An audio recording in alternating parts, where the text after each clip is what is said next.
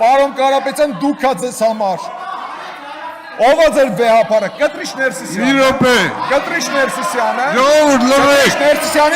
Կտրիշ Ներսիսյանին կգնաք ու կփնտրեք այնտեղ որտեղ ինքը կա։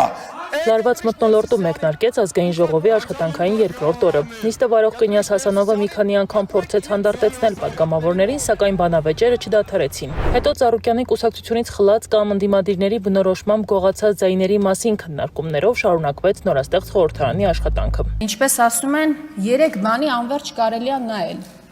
Հոսող ջրին, վառվող կրակին, մեկ էլ թե ոնց է ԿՊ-ն օրեր շարունակ փորձում ապացուցել, որ ինքը ժողովրդավար է, որ ինքը ընտրություններ չի կեղծել։ Սուս մնացեք, ժողովուրդ ջան, դուք օրը ցերեկով 60,000 քաղաքացու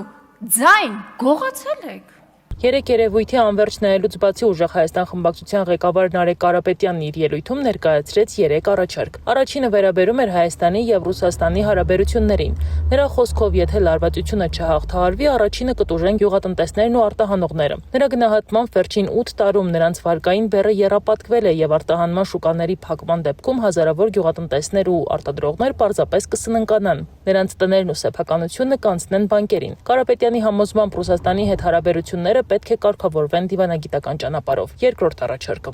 Եկեք ընդունենք օրենք, մենք դա անվանում ենք Հակա Սաֆարովյան օրենք, որով ուղղակի իրավունք չենք տալի ադրբեջանցիներին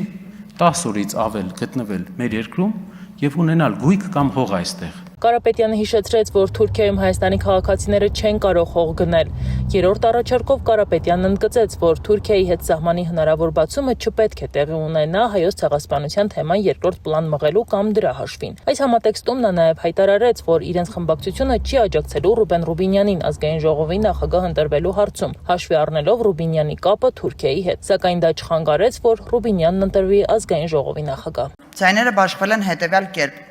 Ռուբեն Ռուբինյան կողմ 63, դեմ 28։ Շնորհավորում եմ, պարոն Ռուբինյան։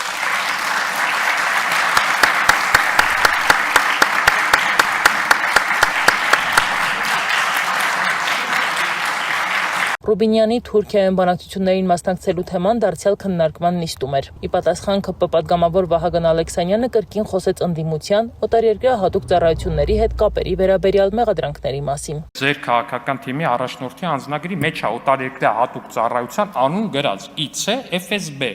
Հայաստան խմբակցության պատգամավոր Աննա Գրիգորյանն իր հերթին հարցեր բարձրացրեց Ռուբեն Ռուբինյանի եղբոր կարիերայի վերաբերյալ։ Նրա խոսքով վերջինս բարձր պաշտոններ է զբաղեցրել Ամիո բանկում եւ Viva Armenia-ում։ Գրիգորյանը նաև հիշատակեց Արարատ Միրզոյանի ընտանիքի անդամների նշանակումները եւ հայտարարեց, որ իշխանության հետ տարաձայնություններ ունեցած գործարարների նկատմամբ սկսվել են քրեական հետապնդումներ։ Ում նկատմամբ հարուցել քրեական գործ բացառապես պայմանավորված է նրանով տվյալ մարդը քաղաքականության մեջ է, թե չէ, եւ ինչպիսի դրսևորումներ այն ունի,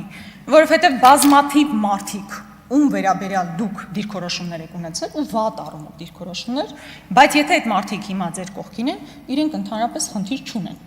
Իրենք դառնում են օլիգարխից միանգամից խոշոր սեփականատեր ու դրանով ավարտվում է։ Թիրախում բացի Ռուբինյանի եղբորից նաև Կոնջորյանի եղբայրն է, պատգամավորները հերքեցին նրա կնոջ աշխատանքի եւ արձակուրդության վերաբերյալ հրապարակումներով։ Իմ կինը Հայփոստի տնօրեն նշանակվելուց առաջ հարցրեցիք որտեղ է աշխատել։ Ի զարմանս ձեզ ասեմ, որ 5 տարի շարունակ աշխատել է Հայփոստ ընկերությունում եւ եղել է վարչության ղեկավար։ Այսինքն իմ կինը Հայփոստի տնօրեն չի նշանակվել, պարզապես ուրիշ տեղից գալով, ինքը եղել է Հայփոստում վարչության ղեկավար։ Հետո եղել է մրցույթ եւ իմ կինը մասնակցելով մրցույթին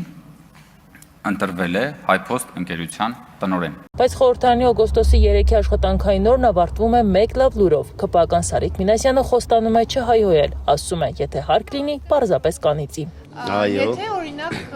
լարված իրավիճակ տեղում ունենա, կհայհոյեմ, թե չէ։ Չէ, կանիծեմ։